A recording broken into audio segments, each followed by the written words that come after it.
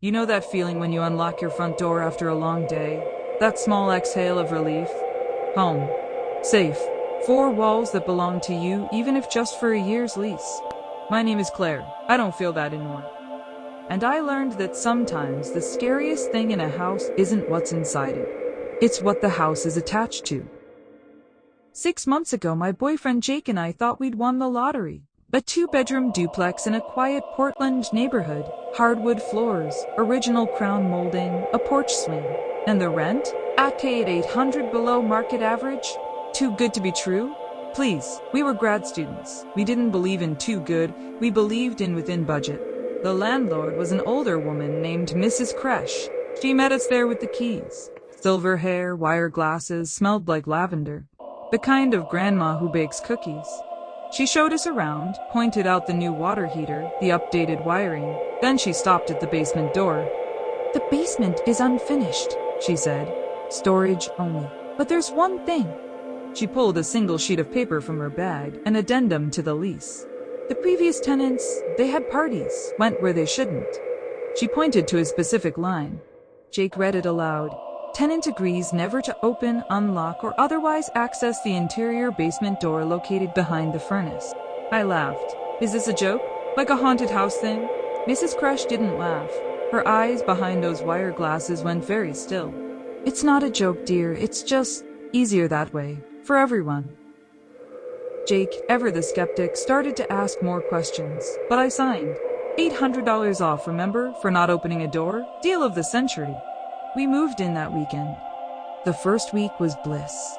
We painted the living room, adopted a sad little fern, we named Gertrude, and made plans for a housewarming. The basement? We used it for boxes and forgot about it. The door behind the furnace was just there. A utility closet, probably, or an old coal chute. I didn't think about it. Until the third week, it was 2:17 a.m. I know because I checked my phone. I woke up to absolute silence. No cars, no wind, no Jake snoring, just silence. And then I heard it. Thump. Downstairs. I told myself it was the house settling. Old houses do that. Thump. I elbowed Jake. "Did you hear that?" He groaned, rolled over. "Go back to sleep."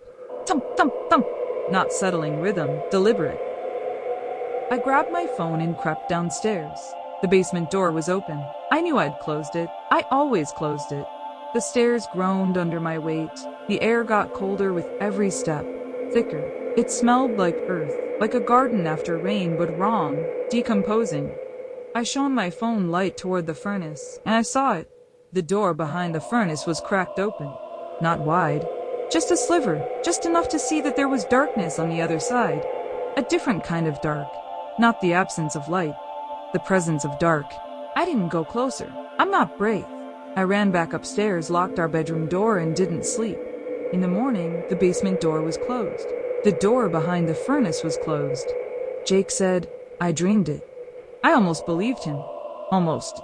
Over the next month, things got strange, not scary, not at first, just off. Our fern, Gertrude, died. Turned black overnight. Jake's phone would die at 80% battery. We'd find lights on that we'd turned off. And the basement door? It was always slightly ajar. Always. No matter how many times we closed it. I called Mrs. Kresh. "Oh, the basement door sticks, dear. Just give it a good push." Her voice was sweet as ever, but I swear I heard something in the background. A hum. Or a voice. Far away. "I mean the other door, Mrs. Kresh. The one behind the furnace." Silence. Long enough that I checked if the call dropped. "Claire, honey." Her voice was different, hard. "You read the addendum. You signed it. Just close the basement door, give it a good push, and forget about the other one." She hung up. I stood in the kitchen staring at the basement door. It was open, just a crack. Jake found me there. "Babe, you're spiraling. It's an old house. It's settled weird. Let me prove it to you." That night, he took a piece of tape. Painter's tape, blue. He sealed the basement door shut. "See, tomorrow morning if the tape is broken, I'll believe you." I woke up at 3 a.m., not to a sound, to the feeling of being watched. Jake was asleep. The bedroom door was open. I always closed it. I walked to the top of the stairs. The basement door was wide open. The tape hung in 2 strips dangling like streamers, and from below I heard it.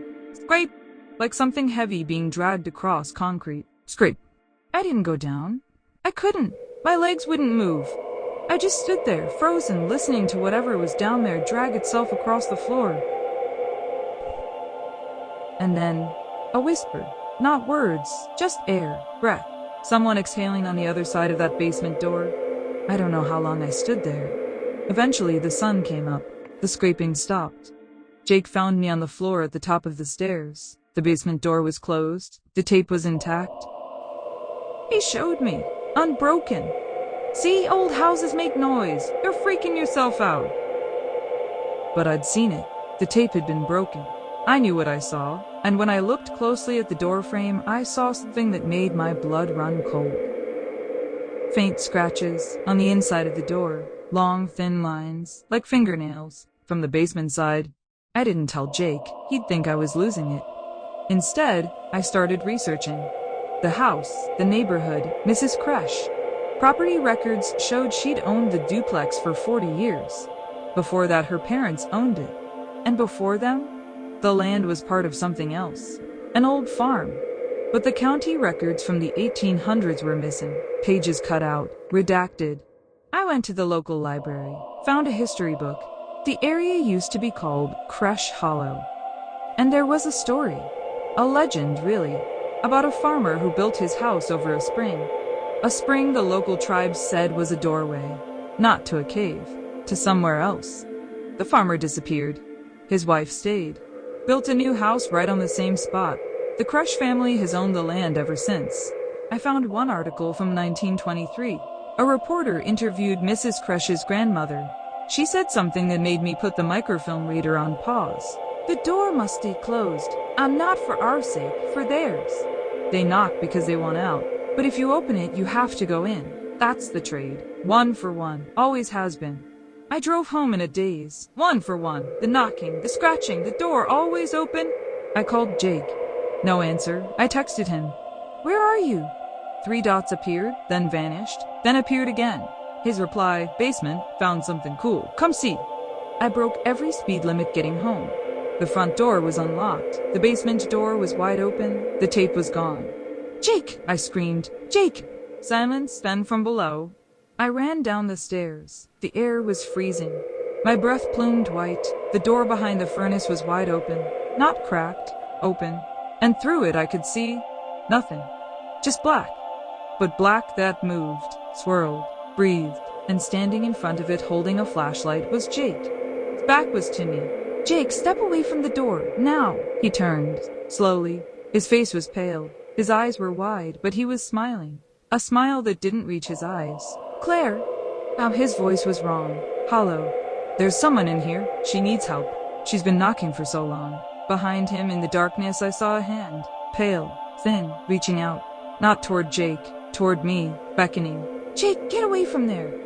I lunged for him, grabbed his arm, and for a second I felt him resist, felt him lean toward the dark. And then he blinked. The smile dropped. He looked at me, confused. Claire, what am I doing down here? I didn't answer. I just pulled.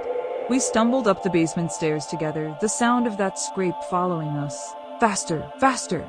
We burst into the kitchen and I slammed the basement door shut. We moved out the next day. Broke the lease. Mrs. Kresh didn't fight us, didn't ask questions. She just handed us our deposit check and said, "It's better this way, for everyone." I asked her point blank, "What's behind that door?" She looked at me with those old, still eyes. Hope, dear, and regret. It's the same thing, really. She closed the door, and that was it. We live in an apartment now. 3rd floor, no basement, no doors that lead anywhere but closets. Jake doesn't remember that night in the basement. He thinks he fell asleep on the couch. I never told him otherwise, but sometimes late at night I hear it. Bite! Coming from inside the walls. And last week I found a note taped to our front door. No signature, no return address, just 3 words in shaky handwriting. Did you lock it? The thing is, I don't know. I don't remember if I locked it. I don't remember if I closed it all the way. I just remember running. And I think I heard something else, right before the door shut. Not a scrape, not a knock. A whisper, a woman's voice so faint I could barely hear it. Thank you. One for one, that's the trade. She's been knocking for 100 years, and now I think she's finally out. I just don't know who went in to take her place. In 2022, over 18 million homes in the US were rental properties. Not all doors lead to closets.